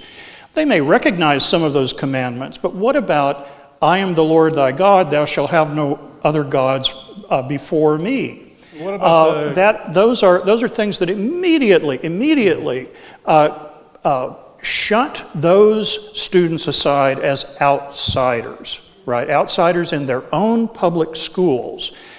Is that really treating other people the way you would want to be treated? That's the question I have. All right, so how do we get around this, James? How do we, the commandment, college football on Saturdays, NFL on Sundays, I mean, how do we work that through? All schools are going to have a set of how do they figure out which ones? I mean, as David just said, the bill prescribes one interpretation of That the Ten Commandments. excludes so many people. Yeah. Excludes a lot of people, and that is the point. Again, this ideology is one that worships power and not love. It is trying to get as much for me, even if it's at the expense of other people. The exact opposite of what we're called to do as Christians, what most faith traditions call you to do. And that's, again, why I think it's really important that those of us who are Christians have a particular responsibility to speak out. You know, our Jewish friends, our Muslim friends, our atheist friends, they're doing a lot of this work. But we Christians have a special responsibility to stand up and speak out against this perversion of our faith and this subversion of our democracy. And I think once we can do that, once we mobilize, David just talked about the progress we made on the Bluebonnet curriculum. Again, still I think way too much indoctrination in that curriculum. But they did listen when folks from across the state spoke out, when it was Democrats and Republicans alike criticizing this bill. So we can do that. And I should say, because private school vouchers are the kind of the top priority of our governor, and that's what's making its way through the legislature, we have an opportunity to stop that bill.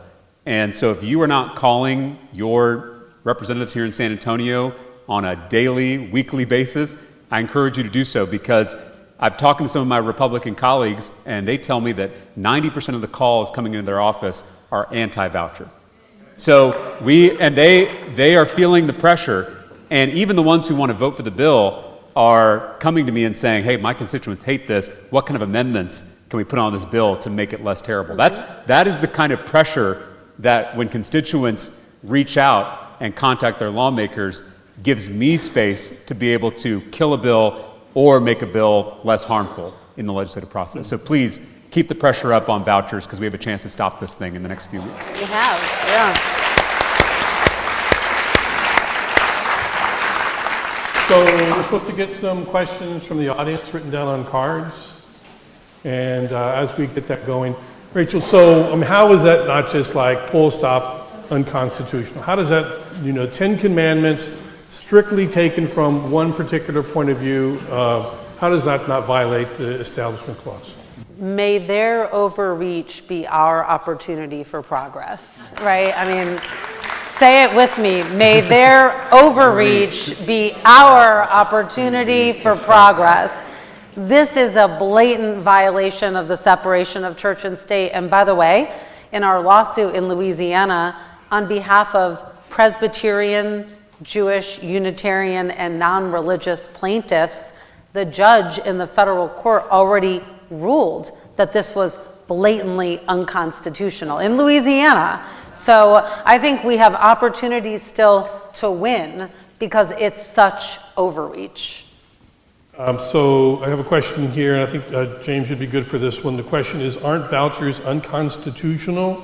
The Texas Constitutional Article 7, Section 5C prohibits funds on support of sectarian purposes. Well, one, I appreciate people in here who know their Texas Constitution. I have bad news that they passed a bill last session that specifically exempts vouchers from that provision so they could be able to pass their bill. So they've already thought of that and created a workaround. Again, I think a plain text reading of that language in the Constitution should prevent vouchers from being enacted. And hopefully we will see court challenges. But again, when we're working against opponents who have no respect for the Constitution, they're going to do everything they can to undermine these founding documents, whether it's the Texas Constitution or the U.S. Constitution. And it's why there is no substitution for winning political power. Okay, I talked earlier about the rule book. The rule book's important. I love the Constitution. Well, I swore an oath to defend it, and I will. But that is not a substitute for winning elections and winning power. That is the only way out of this mess. We have to persuade people. We've told ourselves this lie that, at least for Democrats, Texas is not a red state, it's a non-voting state. We've told ourselves everyone already agrees with us, we just got to get them out to vote. I hope the last election was a wake-up call, that people don't agree with us yet. It's not that they won't, but we have to make the argument. We have to win the debate. We have to exercise these persuasion muscles that we have let atrophy over time. So again, the Constitution is important. We have thankfully excellent organizations, excellent lawyers. We're going to challenge this stuff in court, and we hope that prevails. But again, nothing is a substitute for us going out, knocking on doors, talking to our neighbors, particularly our neighbors who don't agree with us yet. Okay, we're in a bubble. I imagine most of us walked into this room already agreeing with the things we said. And that's fine, and it's good for us to fire each other up and to come up with a game plan. But we do have to recognize that the path back to some kind of sanity lies outside of this room, and it lies in our neighborhoods, in our communities, convincing people and getting them to join our movement to save democracy. That's the only way forward. Okay. A couple of questions are very similar. What can an American patriot who is a grandma who loves the diverse melting pot of our country do right at this moment in time to halt this tsunami of destruction in our democracy? Calling, texting, and writing our legislators seems to be ineffective right now. So I think, Rachel, you ought to take this one. What I have something to say, sure. So here's 3 ideas. Number 1, support organizations like Texas Freedom Network, Baptist Joint Committee. Support us, AU.org, and Americans United. We are doing this work. We are truly up against nationwide $1 billion shadow network. It is so well funded here and across the nation, right? These legal groups that are bringing these cases to the Supreme Court this term, 2 of them are Beckett Foundation, then there's Alliance Defending Freedom, and there's the Notre Dame Religious Liberty Clinic and First Liberty that brought the case on behalf of the praying football coach who prayed silently and to himself. That was our case, we lost. But in fact, he was forcing kids at the motivational speech time after a game to pray with him at public schools in high school, pray to play, right? So basically A, put your money where your mouth is, and give it over to some of the folks who are working really hard to organize and who will keep you posted about how you can plug in. Number 2, I really believe in this bridging divides. And I think that when it comes to church-state separation, we have this unparalleled opportunity right now to do that because so many of our interests are similarly at stake, whether it's the wrong kind of Christian or Jews or Muslims or the non-religious. There's just more of us, so many more of us. White evangelical Christians, I know not in Texas, but 14% of the country, right now. And I know that that's not, not all white evangelical Christians are Christian nationalists by any means. In fact, That's another thing that's hopeful. PRRI did their own research on Christian nationalism. Only 10% of the country are hardcore Christian nationalists. Now, it's kind of scary that if you add in the sympathizers, you're at 30% of the country, but still, that is still a real significant minority. So we need to embrace our own power and reach across divides. Third and last, I think we have to tell more stories. I mean, I loved Cameron's story, in the beginning of what we heard today, about this child's book that made an impression on her. And, I tried to tell you my own personal story about Nicole, my daughter. I think we have such powerful stories to tell, and we need to connect them to church-state separation, like Go 101. Like the reason that, here's my story about my daughter, Nicole, and the reason that I'm worried about this happening in public schools is because we have this commitment of church-state separation, and teachers are government officials. So now we're talking not just about my child's friend, but a government official, right? Machinery of the state, right? Favoring a religion that's not my family. So we've got to tell not just our stories, which it'd be really good if we can get in touch with them, by the way, because if we do get really personal, it gets a little emotional. And that's good, right? Because people are willing to die for religious freedom, literally, around the world. It's a really personal thing, right? And we need to talk about that and tell someone else's story who's different from you. Like if you're Jewish, tell a Christian story too, and tell your own story, and vice versa. Tell an atheist story about why it affects them. We need to stand up for each other right now, and I think that's telling stories is a really important part of it. All right, so another question from the audience. If a child's school's district adopts the Blue Bonnet curriculum and that child is Jewish or non-Christian, what advice would you give for the parents? Can they opt out? AU.org. Report the violation. This is why we're standing by. And also we have on our website Know Your Rights guides for parents, for teachers, and for students, right? So we can be really clear about what a constitutional violation is, and then we're prepared to take action. So please report any violation of religious freedom in Texas public schools to au.org.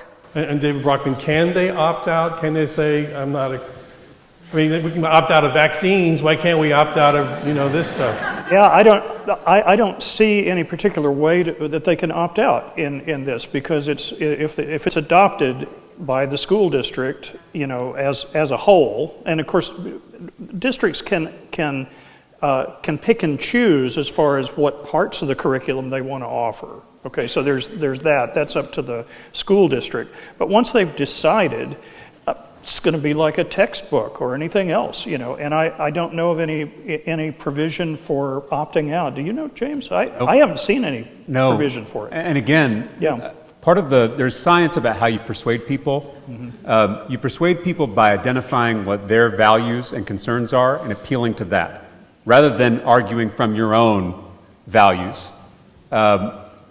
And so what I try to do when I'm working with my Republican colleagues, and I'm one of the most bipartisan legislators at the Capitol. I pass a lot of bills with my Republican colleagues. And so what I try to do is figure out what they're concerned about and connect whatever I'm working on to that concern. So, for instance, when we're talking about prayer in school, no one is going after voluntary prayer in school. As long as there are pop quizzes, there will always be prayer in school. What we're going after is government coerced prayer, government mandated prayer. And again, that language is something that resonates with our conservative and libertarian friends. So this is the way that we, to Rachel's point, build bridges with people who aren't already with us, because this is something we can build support around. The polling suggests that we can create a large coalition that is a supermajority to oppose these measures, but it's going to require us adjusting how we talk about it and appealing to people who aren't with us yet. And I do think if we do that, there is a way forward. Rachel, what do you know about how aware are people of these issues, particularly working families? They got a lot going on. They don't keep up with the news. I mean, do people know about this? I mean, there is a surge of parents groups around the country who are extremely concerned about what's happening to their kids' public schools. And I actually think parents are going to need to play a really important role right now in this country in fighting back, because they have the passion and they have the power when it comes to public schools. That said, you know, there are new groups that are popping up right now around the country. I was just speaking on a panel with one in Minnesota that are of groups that are fighting what's happening with school boards, right, that are not run by parents, right, and that are reminding people that you don't have to be a parent to testify at these school board hearings. And in fact, if you're a person of faith, if you're a person of no faith, if you're a person who cares about democracy and, you know, our experiment surviving, I was thinking about this. We're so young as a country. My son is right now studying in the UK, which is where my husband is originally from. He's a Jew from England. And I was over there and, you know, walking past these buildings from like 1000. And I was thinking that my dad, who's going to turn 88 in May, has lived more than 1/3 of our nation's existence. And that blew my mind. And we are a young experiment. And if we are to succeed, we have to find a way to go with pluralism over a God-ordained country for European Christians. Right, but let me just add to that. Yeah. In the short time of the United States existence, where we have embraced and we have a history and a heritage, a tradition of separation of church and state, look what has been created. Look at the dynamism, the creativity, the economic power that has the number of people who have been lifted out of poverty by the acceptance of this idea. This is not something that should be thrown away. No, and in fact, church-state separation is one of the legs of the stool of democracy. Democracy can't exist without it. America wouldn't resemble America if we didn't have church-state separation. So we have everything to lose. And that's why Christian nationalists were some of really the driving force behind the insurrection, right? I mean, you saw the Appeal to Heaven flag, right, which is one of the Christian nationalist trademark flags, and the Jesus Saves 2024, and the Camp Auschwitz, and all the t-shirts, right, the parading Christian crosses at the insurrection. Why? Because Christian nationalism has a goal of special power and privilege for a select few that is fundamentally incompatible with democracy's promise of freedom for all.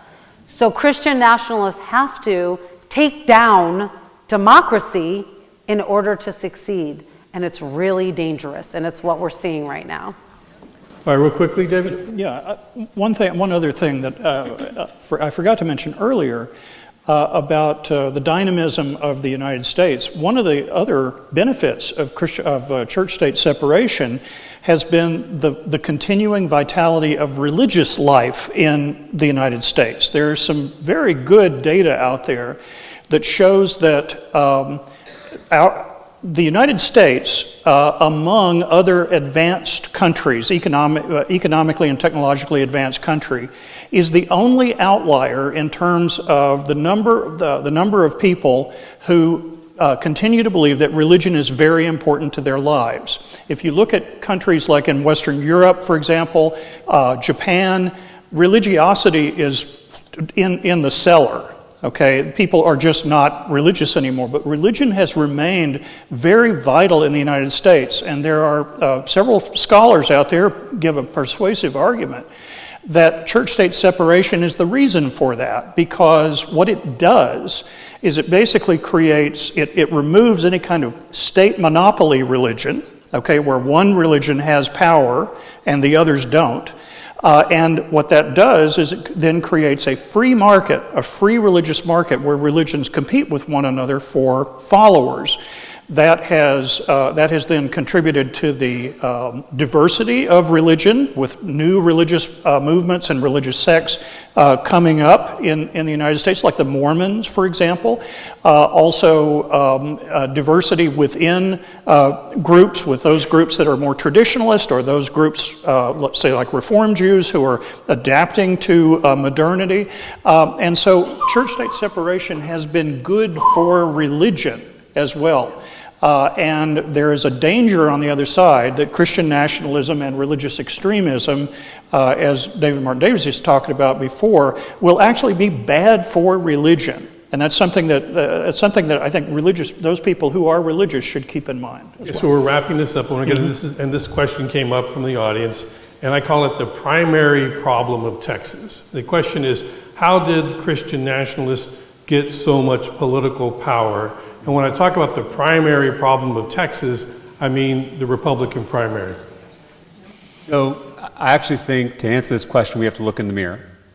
Because, and I'll just say, as a Christian who believes in democracy with every fiber of my being, people like me ceded religion to the far right, to the religious right, who for the last 40 years have monopolized faith. Now it's so much so that when people hear me say that I'm a Christian, they assume I'm a Republican. Right. I mean, the two have in so many ways become synonymous. And I do feel that that is on all of us for ceding that, for allowing that to take place, and for not vigorously contesting our faith traditions and allowing religious extremists to co-opt it, to take it over, and to use it for their own political ends. And so that's why I focus so much on this theological fight. We have a political fight, which is what we've mostly been talking about. It is so important. I'm so glad all of us are signed up to be in that fight. We need it. We need it in every state legislative chamber. We need it in the halls of the U.S. Congress. We need it in every courthouse, at the Supreme Court. That fight is urgent and necessary. But I also don't want to neglect the theological fight that's also taking place. And so I know we have faith leaders here in the room, and we have faithful people from a variety of traditions. We also need to be having this conversation in our houses of worship, in our faith communities. Because if we allow the largest religion in the United States to become an anti-democracy religion, then it doesn't matter how many great lawyers and great court cases we've got. It doesn't matter how many articulate politicians we have in committees making the arguments. We cannot allow the largest religion in this country to become anti-democracy. That's what's happening. And until we start to reverse that from within that tradition, then the other parts of this fight are really in danger. So I want you to keep in mind that there are two dimensions of this. And I myself am kind of straddling this line, because I'm here as a lawmaker in committees and on the floor. I'm fighting this as a political battle, as a legislative battle. But then as a seminarian, and as a Christian, I'm also going to churches all over the state. Thankful I'm getting invited to a lot of them from different denominations to have this conversation in Sunday school environments. And I think that is a critical part of this fight. We have to go to the source of the problem if we're going to cure the disease. All right, so... I'm just going to share a quote.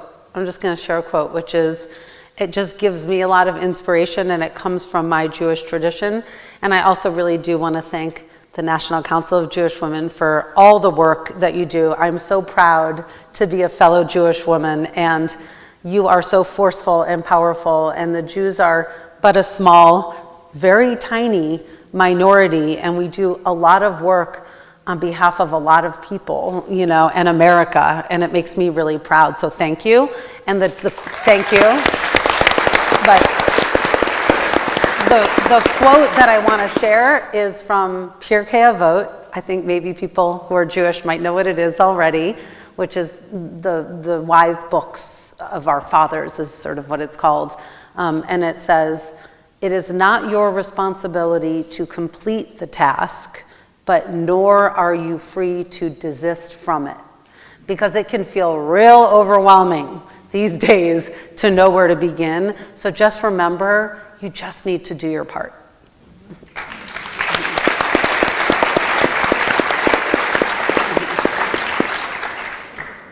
Okay, I think we're wrapping up. We have some final comments, and we'll get that up, and we're also going to hear back again from Trinity. So for those of you who know me, my name is Marcia Krasner. I am uncharacteristically speechless. We planned this event. It just has exceeded my, and I think all of our wildest expectations, and I want to just give our panelists another hand.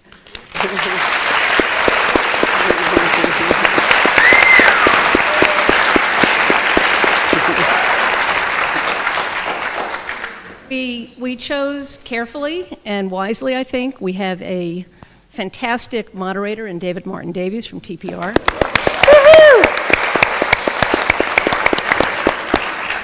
Sort of like the butcher, the baker, the candle maker. We have a politician in James Talarico who, I'm going to call him a lawmaker.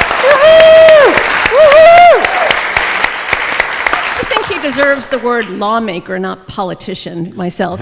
And we have an advocate in Rachel Lasser, President and CEO of AU. And a religious scholar in David Brockman. We were so lucky.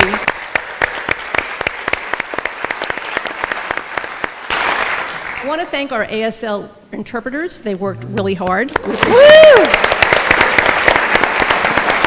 And I want to thank Trinity University for giving us this fabulous event. So as Rhonda mentioned at the beginning, we started planning this back in September. I think we've met almost every week since September. And it was a labor of love, truly. It was uplifting for me personally, living in a dark environment as we are now. We knew that when we started this topic, it was going to be complex. I don't think we realized how complicated it was. So we were lucky enough to put together a small group of people, Rabbi Sam Stahl, Rabbi Mara Nathan, Dr. Lisa Epstein, who helped kind of plan this event and shape it, and we're really appreciative to the three of you.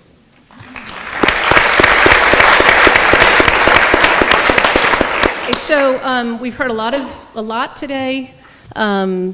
A lot of it is dark, a lot of it is scary, but I want to say that at NCJW, at least here in San Antonio, we do not shy away from challenges. That's not what we do. We are passionate, absolutely passionate about social justice, and you're just going to be seeing more and more of us because we really believe that, as our panelists have said, we're in a dark moment right now, and we need all of you to join together to challenge what we see happening in our country. So in that vein, I want to actually, as it turns out, going to repeat some of the calls to action that our panelists said. There are lots and lots of things you can do, but I picked out three that I'm just going to very quickly mention to you. So get to know more people in the legislature and get to know candidates and vote. Voting is being compromised, but voting really matters. And I think just showing up and getting out, we have a League of Women Voters table out there. I imagine 99.9% of you are registered, but if you're not, take an application. Get to know your candidates that are running for office. I often think that today's school board member might be tomorrow's state representative, or maybe even a U.S. representative or a U.S. senator. There's a lot of focus on state and federal elections, but I think at the local level is where a lot of this happens, and we heard from all of you say that. So that's the first thing I want to mention. As an aside, some of you might have paid attention to the NEISD election last year, and one of you talked about working in coalitions. NEISD has a 7-person board. It had 5 open seats last year. 3 of the seats were being run by people that identified as being extremists. And due to a coalition formed by parents and whomever in that district, they defeated those 3 candidates, and all 5 moderate candidates won. So I think that's a real victory.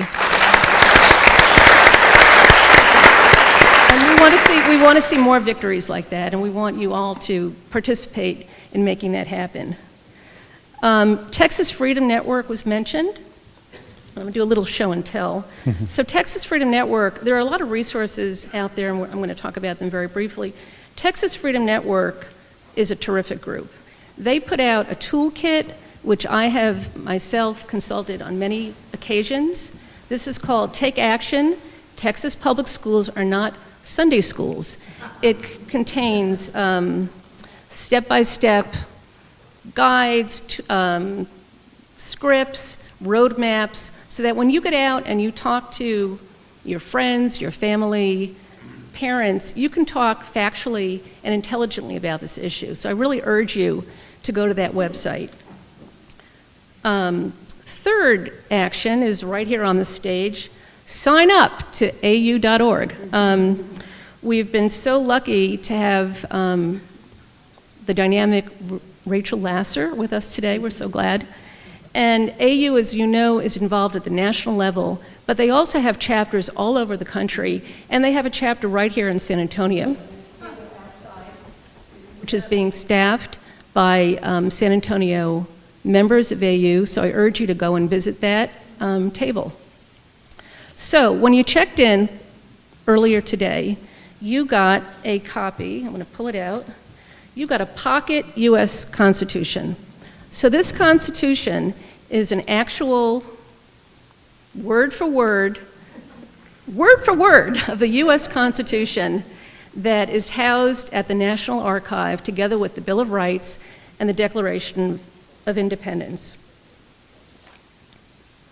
All 4,543 words, although there is some discussion whether it's 4,460, but take my word for it. It's less than 5,000 words. When you read through it, as I think somebody mentioned, there are 4 words that are not in our U.S. Constitution. Those 4 words are God, Jesus, the Bible, or Christianity. So remember that. Take this document to heart. Read it. You don't have to memorize it, just read it. And hopefully it'll become your North Star as you move forward through a period which I think we can all agree is very dark. Second, you also received a bookmark. And I'm going to do something, this is the last thing I'm going to say, and then we're going to all say goodbye and have the rest of your nice day. Take out your phones. I know people don't usually are asked to take out their phones, but I'd like you all to take out your phones. And I'd like you to, you don't have to do it right now, but I want you to notice that on the back of the book card is a QR code. This QR code takes you right to NCJW San Antonio's website. On that website is a bounty of information about this topic.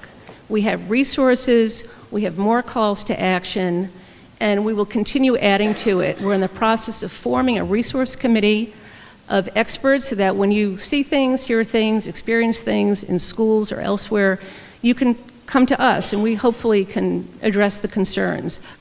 This event is also being videotaped. I just want to thank you for spending part of your Sunday afternoon with us.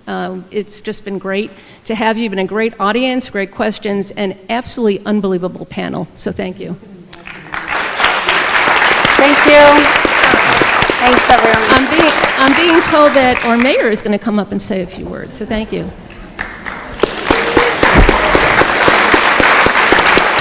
Pretty good.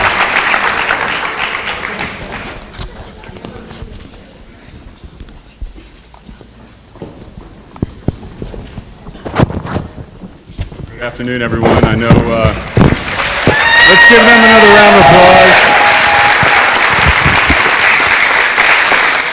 So I don't think I'm alone in saying this was an incredibly insightful and encouraging panel. I particularly appreciate the sense of urgency that's on this stage about protecting our democracy, and also the encouragement that we're not powerless in this fight. I was gripped a little bit by what James was talking about in terms of bluebonnet curriculum and the missed opportunity that we had as a state. In which it recognizes that nearly every religion, in fact, every religion, organized religion since the dawn of time, had some concept of the golden rule. This is something we believe very strongly in San Antonio. And so as you think about what's next, how do I take action, want to invite you all this Sunday, April 6th at noon, to Confluence Park on Mitchell Road. As you know, San Antonio is a compassionate city, and for the last several years we have observed with communities around the country and around the globe Golden Rule Day. And so this is a call to community, to compassion, and to courage in this day and age to stand up for our democracy, to our values, and also to resist the radical transformation that has been talked about today towards theocracy and autocracy. So join us. It is time for action, and you all are invited. God bless you all.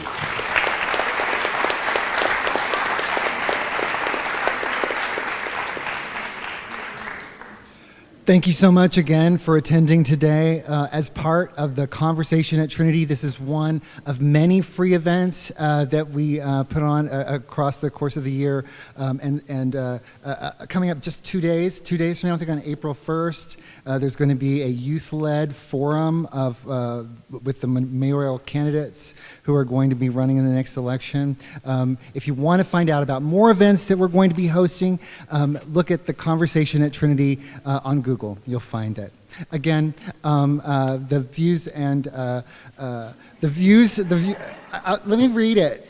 Obviously, this was not my language. Views expressed by speakers and participants during the course of today's event and afterward do not represent or reflect the views of the university.